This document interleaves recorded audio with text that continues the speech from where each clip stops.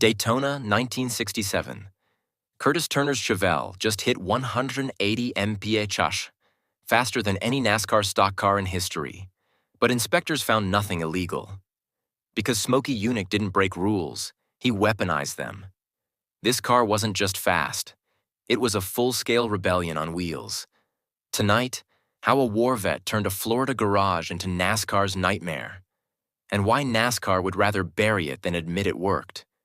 Yunick turned this Chevelle into a track-dominating rebel, fooling inspectors and leaving competitors eating dust. How did he pull off this automotive heist, bending the rules without breaking them? This is the incredible story of Smokey Yunick's 7/8 scale Chevelle, a mechanical middle finger to the NASCAR establishment. The mastermind Henry Smokey Yunick.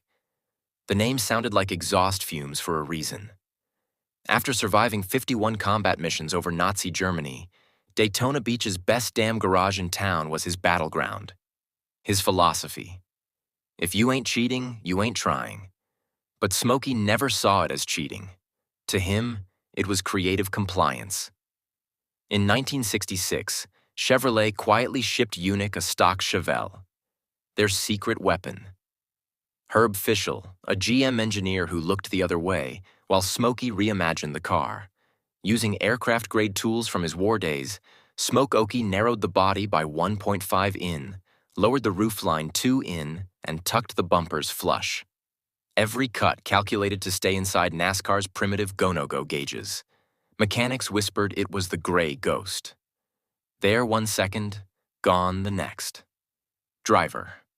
Quote, Smokey's car felt like it was running downhill, even on flat ground. If you've spent any time around race cars or gearheads, chances are you've heard the name Smokey Yunick spoken with a lot of admiration. That's because Smokey wasn't just a great mechanic. He was a master of the gray area and a man who truly believed rules were more like suggestions. And in 1967, with his now legendary 7/8 scale Chevrolet Chevelle, he pulled off one of the boldest stunts in NASCAR history. But to understand the Chevelle story, you need to know a bit about the man behind it. The legendary Smokey Yunick. An incredible engineer, mechanic, engine builder, and innovator who arguably shaped NASCAR's early years. He was one of the most colorful and ingenious figures in motorsports history. Born in 1923 in Pennsylvania, Henry Smokey Yunick got his nickname the way a lot of racers used to, doing something wild and loud.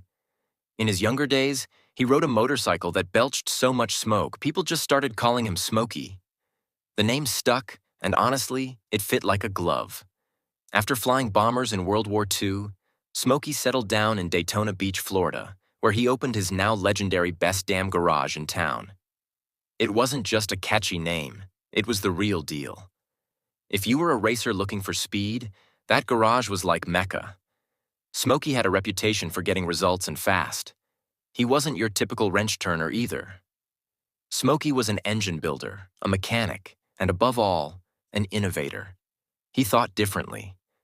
Yunick was famous for his inventive, often controversial approach to race cars.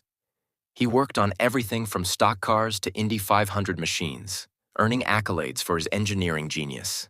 He pushed NASCAR's rulebook to its limits with clever tricks like building cars that technically complied with regulations, but gave his drivers a competitive edge through a clever interpretation of the rulebook. One of his most famous stunts, he once drove a car back to the garage without a fuel tank after NASCAR officials confiscated it, proving he had hidden extra fuel lines in the car. His book, Power Secrets, graces the shelves of many budding high-performance enthusiasts and mechanics, myself included. Purchasing my copy 40 years ago,